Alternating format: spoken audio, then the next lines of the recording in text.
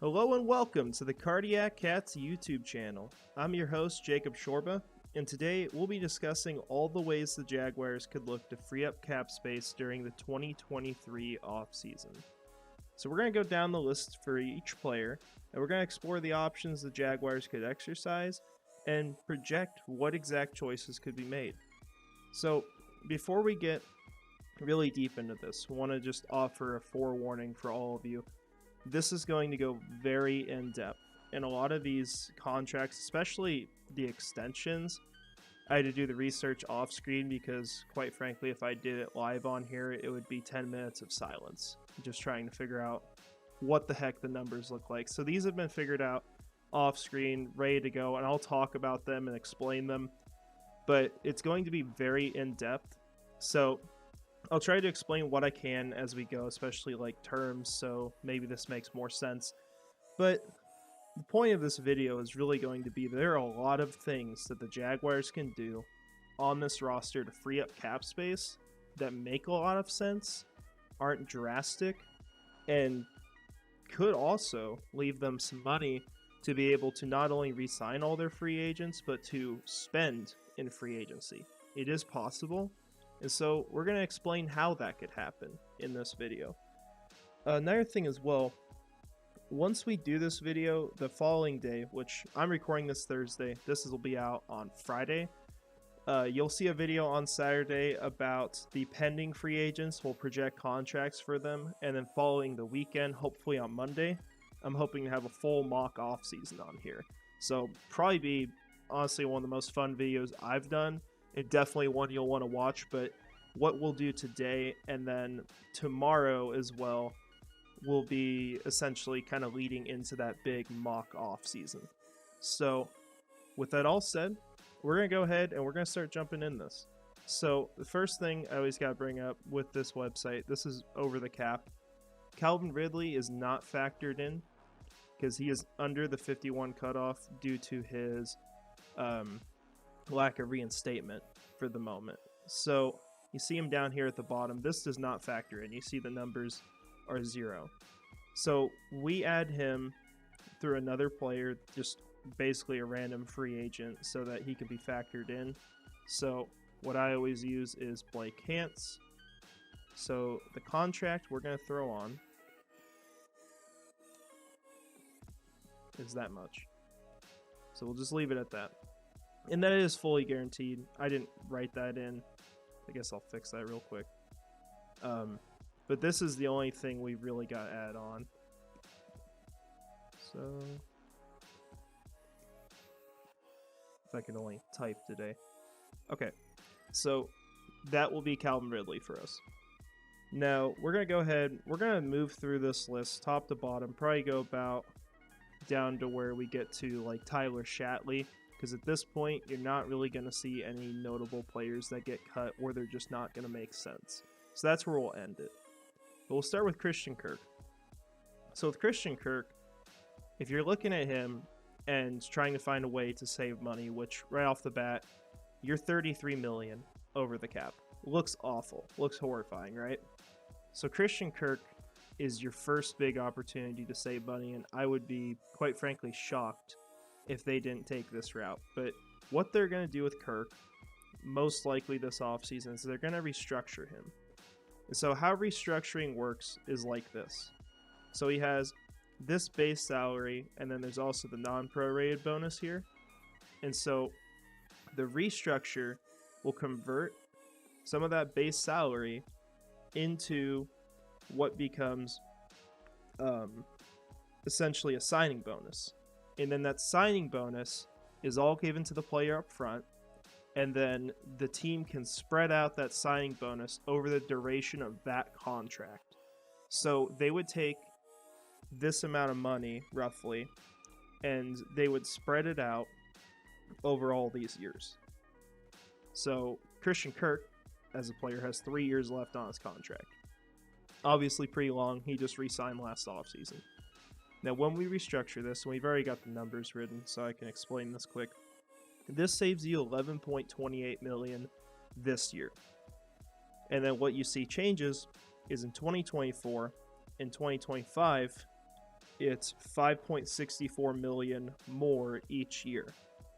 So you're pushing money down the road.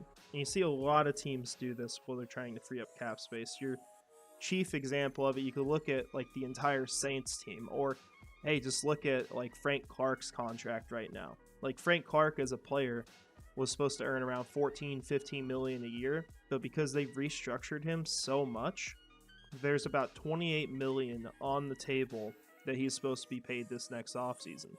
So, or actually, sorry, this next season.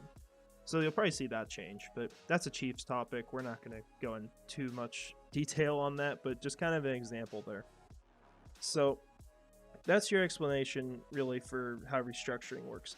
And you want to restructure players that you can imagine staying with the team for the entire duration of their contract, ideally. Because what happens if, say, we restructure a guy we don't think is going to be around once he can be cut, then you're moving that signing bonus down the road, and that's dead cap. So there's more dead cap pushing this money down the road because that player has already been paid that money. It has to go against the books, you know, unless you're going to go to their house and repossess it, which isn't going to happen, all right? So Christian Kirk is the first obvious candidate for this because Christian Kirk as a player was just awesome this last year. Over 1,100 yards. Number one receiver on the team. And I think even with Ridley coming in, he's going to be a fantastic receiver. And to me, like, I consider him a number one receiver. I think he's good enough. And you saw him outperform a lot of other number one receivers. Top 16 in the league. I mean, that fits the bill for me. So that's what we got with Christian Kirk. Now, for Cam Robinson, there's really only one thing you can do with him, and I don't think it is going to happen. But there is an opportunity to save money that, to me, actually makes a ton of sense, and I've talked about before on here. With Cam Robinson, you could look to trade him. If you trade him before June 1st, then you're taking the whole dead cap hit this year. If you trade after, you're splitting up that dead cap hit over the next 2 seasons. So, theoretically, if you trade him, you see the numbers here. $10 million is what you have to pay because it's dead cap from a signing bonus. Because he got paid, I think, like $15 million the first year in signing bonus, and then he got his base salary, which was a very low amount, kind of like what we see here for Christian Kirk, where it's the veteran minimum. So, Cam Robinson, if you traded him, you're still going to be on the hook for $10 million against the books. That's already been paid, but it's got to be counted against the cap at some point. And then there's about $12 million that you would save from this trade, and that's what the team trading for him would pay. And I absolutely think there would be a trade market for him. I think someone would jump in. The question is really, how much would you get back? And I'd love to say a second round pick, but it's probably more likely a third, especially when you factor in his current injury. Now, with all this said, like, it sounds great because you have Walker Little behind, but there's 2 problems. One, you don't have a swing tackle if Walker Little's starting. And 2, the Jaguars just aren't going to do this. They're not going to move on from Cam Robinson. They like him as a player. He wants to be in Jacksonville. He didn't play bad. He wasn't amazing, but he's above average. And so he's going to stick around on a deal. And I think when you see him likely leave will be after this next season, because that's when you have a really easy opportunity to save money on him. See, almost $18 million here is what you would save. And you take $5 million in dead cap. So it works a lot better then, but you could look to trade him, and we could see salary cap gets a lot better if you do that. But on here, we're not going to be able to. So now we go to the next player. So Brandon Scherff. So with Scherff, there's one option here because he just signed on to a long-term deal last offseason, and that's to restructure him. If you decide to restructure him, you will be saving $6.92 million this year, and the following year, you'll have $6.92 million thrown on. So, as far as Scherff, he's not a player I would consider restructuring. And the reason why is because I think he's a prime candidate to be replaced next season. He's going to be 33 years old. He's getting up there in age. He definitely took a step back this last year. Not that he was awful, but you can see when you review how he played, he was not as good as he was in Washington. And you could blame that on being on a new team, absolutely. And I think, he needs the shot this year that he's already guaranteed to get, but he needs that shot to prove, hey, I just needed to get in the system, get used to it, and if he plays really well, then maybe he sticks around. They'd probably move around the cap a little bit, maybe throw on another year for him past 2024. But I don't think it's smart to restructure him, because if you're restructuring him, like we said before, now all that money that you just gave him in signing bonus this year ends up being dead cap the next season. And so I just don't think the team should really look at that. Technically, if you don't spend that money that you saved, that carries over the next year and makes up for the dead cap. But there's really not a point in that unless you're going to spend the money.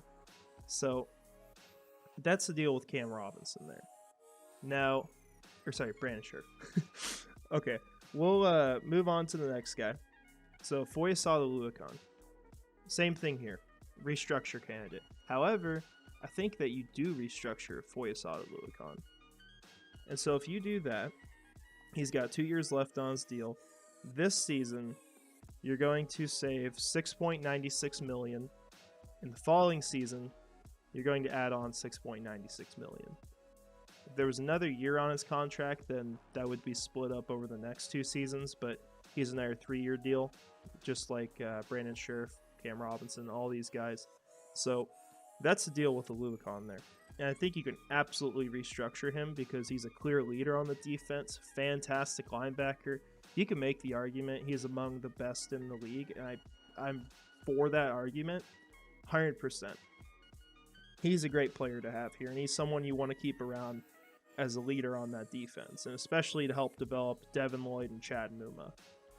So he's a restructure candidate. Now we get to our first trade or release candidate. And I'll say trade or release for all these guys, not necessarily because, we could get draft capital out of them. Some of them maybe not. But the point is that either way you go about that, you're getting the same amount back, and they're both options. So Shaquill Griffin, it's actually funny. Some people talk about him possibly having a trade market just because of how good he was before. But this last season, he played awful, quite frankly. I think you can easily blame 2 losses on him. The first of all being the Washington Commanders game, and the second one being on the road in Indy. Both of those games, there were meltdowns by him, and there was even a clip from the Washington game of the Commanders sideline talking about exposing him because he was playing soft coverage, like he wasn't putting in full effort. I don't want that kind of player around. I like Griffin as a person, but that's not a fit here. And for a cap hit of $17 million, you're not sticking around playing that kind of football. So if you cut Shaquill Griffin, you're essentially going to save $13.15 million, and you're going to take a dead cap hit of $4 million. So that's a clear choice. Now, with all these moves, we got 2 restructures so far and a cut. We are currently right over the salary cap. So you see already with the big moves, we're about there. And we're going to get pretty far under the salary cap. It'll look good by the end of this, promise you that. So we've got some more moves to make. Now, Folorunso Fatukasi. For me, when I look at him as a player, he should be a really good run stuffer. That's what he's supposed to be. But this last season, he was injured a lot, wasn't on the field a ton, and he had a bit of an impact, but not what you're going to pay someone this amount of money to do. So, Fatukasi, like the other guys we've talked about for the most part, 3-year contract, signed last offseason.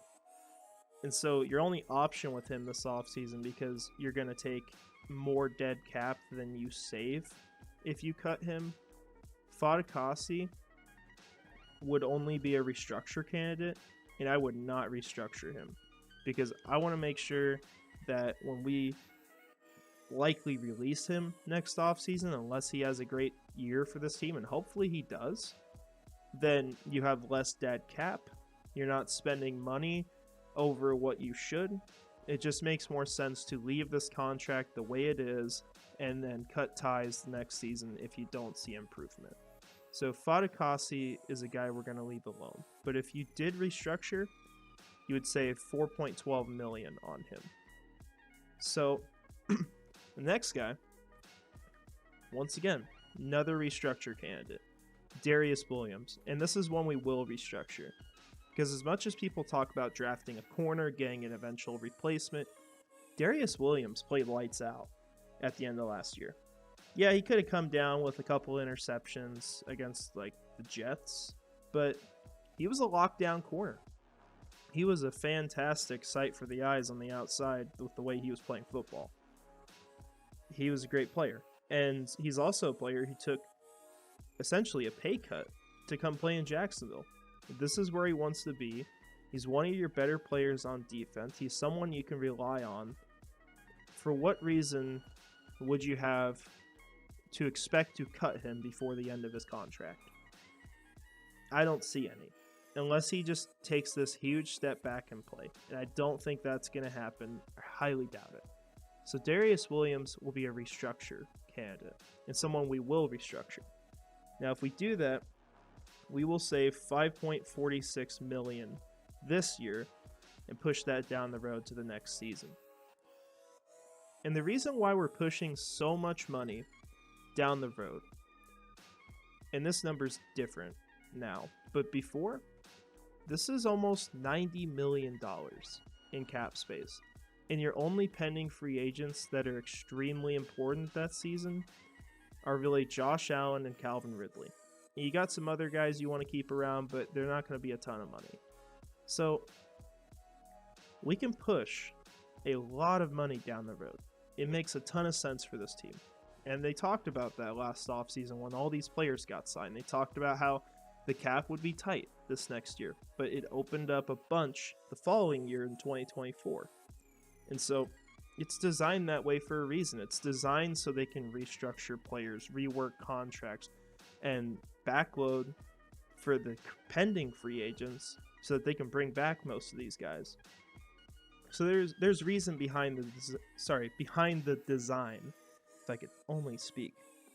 So Darious Williams, restructure candidate. So now we're going to get into our first guy we're going to talk about extending. And a few of you will probably disagree with me, but I think Josh Allen is a player who will be a great pass rusher long term. Not one of the absolute best in the league, but I don't think he's just going to be an average NFL player. Josh Allen was picked 7th overall for a reason. And we've seen the flashes. We've seen where he can be good. He did have a dry spell this last season, but he also got it together late on. He also was the guy who got the game-winning touchdown, given that Rayshawn Jenkins caused the fumble. But he wants to stay in Jacksonville. He's committed to this area. And you're at a point right now where I think, the way I feel, this is the perfect time the Jaguars could look to extend him. Because if you extend him now, it's going to cost less. You're not going to be paying him some inflated amount if he goes off this next season. And you show him that you believe in him, you're confident in him, and you prove to this team once again you're going to keep your guys around. And then not only that, but we can save quite a bit of cap space doing this. So I'm going to show you what a deal looks like for him. And so how we're going to factor this. You've got his cap number this year that's fully guaranteed. So this year's going to be part of the deal. So you've got about $11 million you're on the books for. Where I value him as far as pass rushers, especially considering where he's at,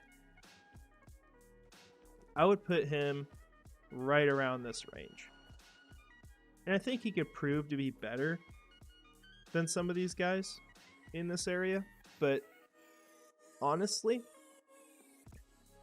at this point, where he's at, I don't think he can command that kind of money. It's really just more so for the Jaguars, a show of trust from them and Josh Allen that you will get better. We're going to give you a contract. Make sure you're around here. We believe in you. And you're going to get a bit of a discount for that. So I'm valuing Josh Allen. This will probably end up being a different number at the end of the day, but I think it'll be close if they extend him this offseason. Probably $15.5 million. And I would throw on 3 years onto what he's got right now. So if you throw that on, you do the math. You've got $11 million this year, $15.5 million the following 3 years. That contract is $57.5 million over 4 years. So I'll show you how we've got this laid out. So we're going to offer him $12 million in signing bonus the first year. So this will all go in his pocket. His base salary will be the veteran minimum. So what he will earn in his pocket the first year, it's not this $4 million number, it's $13 million. So he's getting about $2 million more than what he would have. And then for future years, he's going to be just south of $18 million a year because you're backloading this. So number for that is this. And like I said before, this is all written down already for me because I had to do a lot of math to figure this out.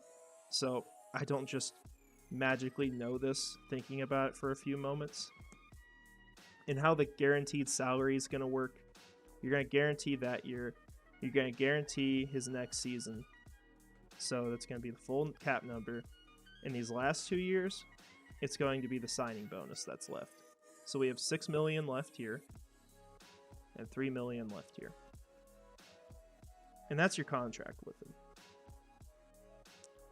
So you see the cap number goes down to about $4 million. So you're saving money. You're factoring in what do you have earned this year and what you're paying him all the years after. And that gets you your value on the deal. So essentially, the amount you're paying him per year these next 4 seasons is going to be about $14.5 million just south of there per season. That's a pretty good deal for a guy you think can be a great pass rusher. And of course you factor in the cheaper deal this year. He's at just south of $11 million. So that gets factored in. So that's going to be our first extension candidate. And you see now, with all these moves, we are $10 million under the cap. This is enough money to where we can bring in all of our draft picks. And the number does change as well based on how many players you got to cut to get to the 42, because you have 9 selections. You add that on, and that's your 51 guys you count against the cap, because it's 51 that count against the cap every season. So now we'll go to Zay Jones. So Zay Jones is a player that you could restructure. He would save you $3.8 million. See that factor in here. However, I don't think it's going to be necessary to restructure him. I just don't see that being something they absolutely need. And I think the best route for this team is to bring in a young receiver in the draft. My guy for that I think would be fantastic would be Xavier Hutchinson, because he fits the role of Marvin Jones from before. He has a higher ceiling as a player. He could also play in the slot, so you can move him around really anywhere if any player goes down. And you could probably get him in the 3rd round. He would be just a smart selection, and he's a hometown guy from Jacksonville. Would love to play for this team. So I would prefer, although I don't think they're going to cut Zay Jones next season, I wouldn't restructure him just in case you have another guy come on the scene that could take over there and you can save some money, because you would save the next offseason $8 million. So it's a sizable amount. You at least got to think about it. And I want to see Zay Jones play good in our season. And if he does, keep him around. Even if you got a 4th guy, just have a really good receiving core then, and you can afford it. So that's where I'm at on him, but I would not restructure him. Now, Rayshawn Jenkins, he's going into his 3rd year of a 4-year deal with the team. And you could technically extend him if you wanted. I don't think that makes sense, so we're not going to really go into any details on that. But Rayshawn Jenkins, if you did anything, you would restructure him and push money down the road. How much you would push down the road is $3.71 million, which you see factor in there. But for me, this is another one. I would not do it. And the reason why I wouldn't do it is because although obviously Rayshawn Jenkins had a great year, I'm kind of worried that he's not going to have the same impact he had this previous season. I would not just buy in completely on him and make sure he's sticking around long term. You've got him under contract 2 more years. The numbers aren't too crazy. I would simply keep him around this next season. You can evaluate from that. Is he going to come back the same player? Because there are really high standards for the way he played. Guy won 2 games on his own, with the pick 6 in overtime against Dallas and the fumble he forced against the Titans. So, I mean, you look at that and you want to think, oh yeah, we need to keep him around long term. We can restructure him. But I don't fully trust it, because I'm not sure all those situations are going to happen again. And I'm not sure he's going to be as good this next season. Plus, you see, he'll be getting up there in age. He's not too old yet. He's got a few more years left. But he's someone I would also wait on.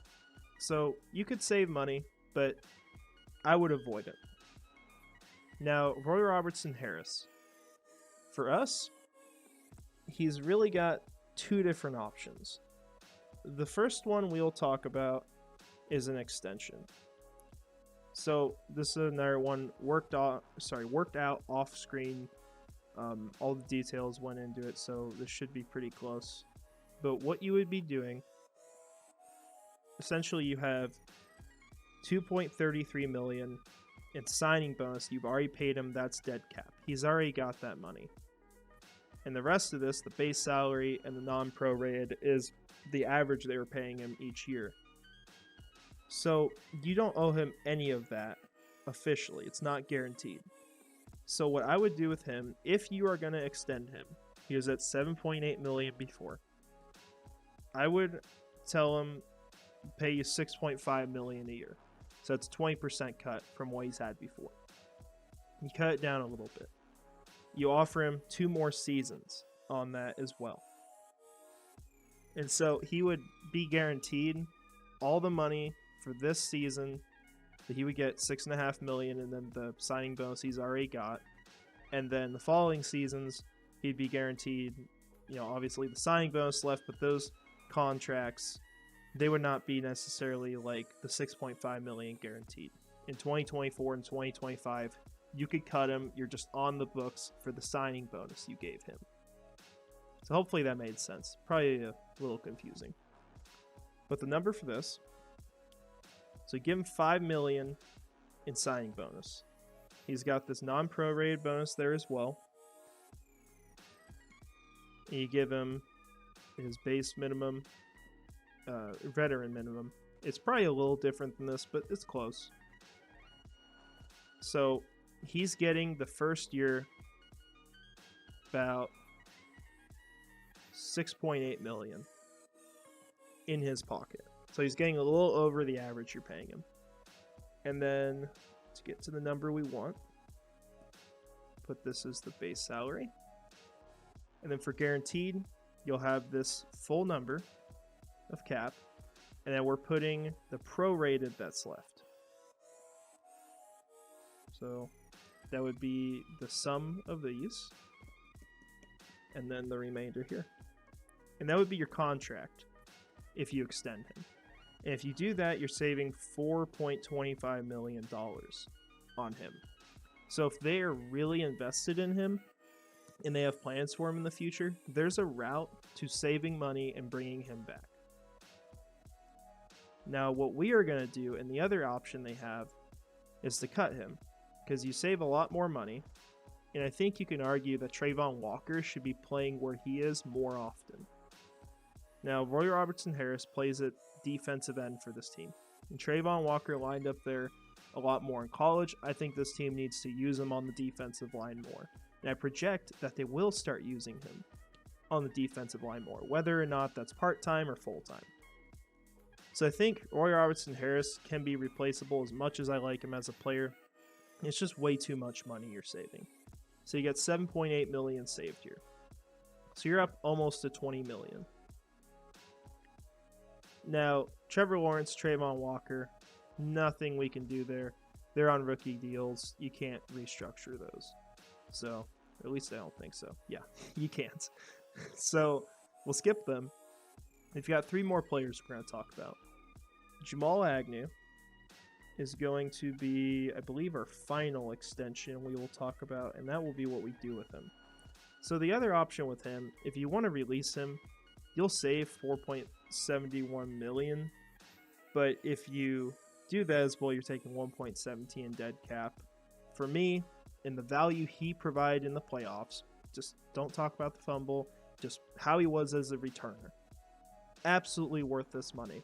He needs to stick around in Jacksonville, and I think you can extend him so you keep him around and you lower the cap hit this year a little bit. So I don't think cutting him makes sense. So we're going to extend him. Now, as far as the average per year, and this right here, this is the signing bonus he's been paid that's left over. His average per year was $4.75 million on his last deal with the Jaguars, the first one he signed. So we are just going to put that at $5 million here. So the signing bonus, $3 million. Base salary will be the minimum. So he will get a little under $5 million the first year, but pretty close. He'll be at, I think, $4.58 million he will have in his pocket. But then the cap number's smaller. So we add on our extra years here. Base salary to get to the amount we want. Very specific number, but got this written down. This contract would be $16.17 million over these 3 years. And some of that is the bonus from before. So if you take that out, you see that the number changes. So this $1 million of that is the new bonus. So it would be basically $15 million over 3 years is what's being added. And so if you do this deal, you would save a little over $2 million. And I think it's worth it. Save money. You bring back a Pro Bowl player. Fantastic returner. And someone I think should absolutely be a candidate to start being used more on the offense as a gadget player, as a speed threat. Just got to figure out how to do the dang pitches and not fumble in the red zone, right? It's the only thing they got to do. And I'd imagine they're capable of figuring that out. So Jamal Agnew, got to keep him around. Now we've got Chaisson. And there's really just one option with him because he's still on a rookie deal. It would be to trade or release him. I don't think this is a move they absolutely have to make, especially if they still see some good value in him. But with his pedigree, I think you can trade him and get a late round pick for him. Absolutely. Someone will send like a 6th or 7th rounder. And if not, he will probably be claimed. Extremely high chance of that. And if he's claimed, you still save the money. So how we put that on here is a trade. It would be the same if he was claimed. You see you save $2.43 million roughly, and you take $1.82 million in dead cap. So kind of the question with him then, because if you're bringing in another player, you're paying him like $1 million. That's going to go against the cap. So you subtract that from this. You're basically asking, is Chaisson worth more than another player plus $1.5 million? Unfortunately, the answer at this point could definitely be no. As much as I like him and wanted him here, it just hasn't worked out, right? As much as we want that. So, Travis Etienne, skip over him. He's on a rookie deal. And we get to our last guy here. So Tyler Shatley. Tyler Shatley would be essentially an option to either trade or release. And I don't think you're going to trade him. I don't think you're going to get anything out of him like that. But you're going to get almost $3 million saved if you release him. So that's an option the team has. This is not one I would explore, but it's something they could do. Now, I believe I've got something off on here. Something I forgot to do. Because it looks like there's not as much cast space. Okay, I see what's changed. I'm just comparing this to what I did in my free time. So, yeah, this is correct. My other one I had Zay Jones restructured. I don't think you need to do it. So, the situation you're in here. So you've got, I believe, 48 players on here counting against the cap currently. Now, for every player that you add from the pending free agents, we won't go over all this today, but if you add a player, you're going to release one from the team. And you're also going to release 6. So you get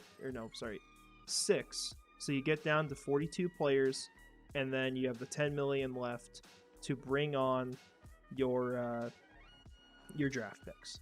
So in this scenario, you already have plenty of money for your draft picks.